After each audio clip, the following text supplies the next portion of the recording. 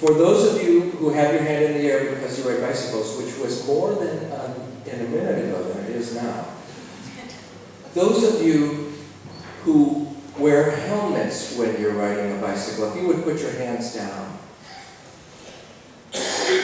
So those of you still with your hands up sometimes ride without helmets. Okay, so it's especially for you that I want to tell this story, but it's also an introduction to a part of the theme that we have going this morning. This is a helmet that I used to wear. This is a helmet that I've used in the story section of our worship, a few years ago. How many of you might have been here and been introduced to this helmet? A few of you. Okay, so a few years back, I rode my bicycle across the country, and this was the helmet that I began the trip with, but I didn't end the trip with it. Okay? Because somewhere in the middle of Kansas, I came upon a railroad track. And nobody tied me up, but I didn't go down.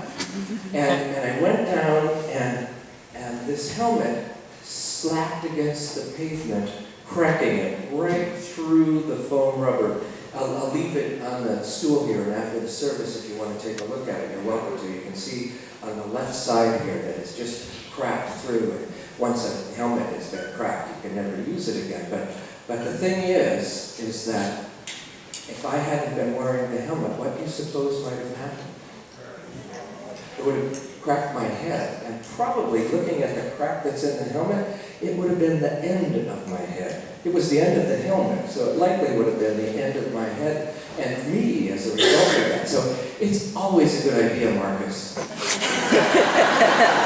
Always a good idea to wear a helmet when you're riding a bicycle. So that's something that we do for safety when we're riding a bicycle. Most of us do anyway, Marcus. And I have an extra helmet that I'm going to give to Marcus, too. So I'm wondering if you might be able to think of other things that we do in order to be safe or to make someone else safe. Pardon? Seatbelts? Buy insurance. How does insurance keep us safe? Because if something terrible happens, then we can fix it. If something terrible happens, then we can fix it. Some insurances work that way, right?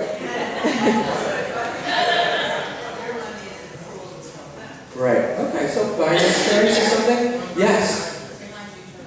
I got one right back here, too. Yes. Well,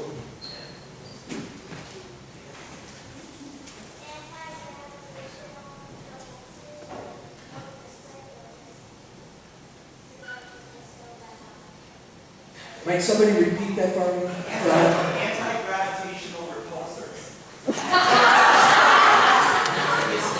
I suspect so. Anti-gravitational repulsor. I'm going to have to do some studying on that. Okay. Police can help to make us safe? Yes. Karen? Smoke detectors. Smoke detectors help to make us safe. Absolutely. Stephen? Crosswalks help to make us safe. And, when we get to the crosswalk, what do? We stop and look both ways, right? And that helps to make us safe. Any other thoughts? Yes? Security guards. Say what? Security guards. Security guards help to make us safe. Absolutely, yes. Say it again. Traffic lights help to make us safe. If everybody was going at the same time, there'd be some problems, wouldn't there? Who do we have? Okay, yes. Firemen help to make us safe. Absolutely. Yes. Looking out for one another. Looking out for one another helps to make us safe. So there are a lot of things that we can do. Most of them don't cost any money. Most of them don't cost any money. And yet, if we do them, they help to make us safe. There's one thing that didn't come up that I would like to raise for your attention that we can do that costs absolutely no money that we can do to help make us safe. And that, and how many of you have ever been in a fire drill? Okay, let me ask that. Okay, how many of you have been in a fire drill already this month? Well, I'm not saying that all of you will be able to say that you have been by the end of the service. but I'm not saying that you won't have. If you get my drift. So fire drills are something that we do to practice at times when things are calm, so that in an emergency, we might be able to do the things that will keep us all safe. Right? That, I don't know, that could happen. It could happen today. We might want to just be on the lookout for such an event today. And on that note, I think, may your roots grow deep, may your branches spread far, may you find the world to be not burnt down, and if it is, that you've gotten out safely, and that the world is a wonderful place as well, and that you leave it even better for those who follow. So this is not, the offering this morning has nothing to do with fires. The first piece of the service that doesn't really.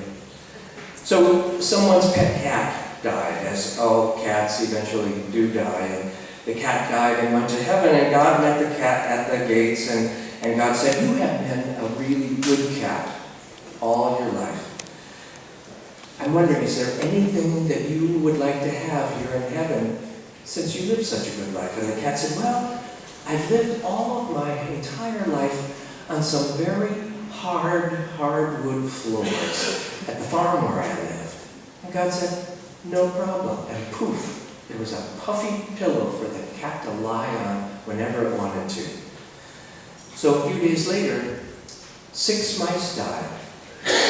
They end up at the pearly gates, and God gives them the same option, and they said, you know, all our lives we've been chased. We've been chased by people with brooms. We've been chased by animals. We've been chased. It would really be nice if each of us could have a skateboard. God said, no problem. Poof, each of them had a shiny new fiberglass, top-of-the-line skateboard. A week passes, and God goes to the cat and says, so, how are things? Are you happy here? And the cat said, this pillow is great. This is wonderful. And the Meals on Wheels?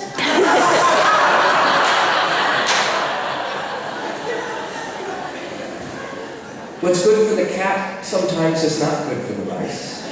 What's good for the goose is sometimes not good for the gander.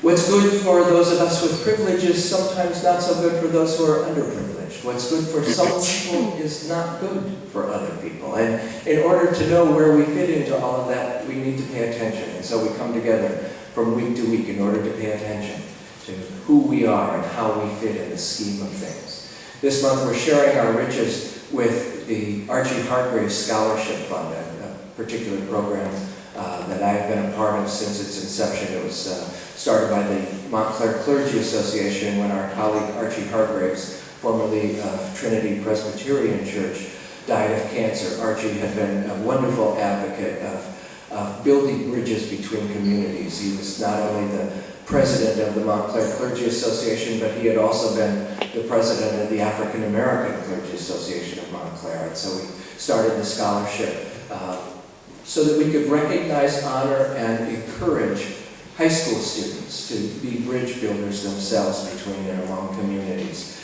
And so this morning I ask you, as we come together in our community, to pay attention and to support the community around us, to give as generously as you might to our Sunday morning offering.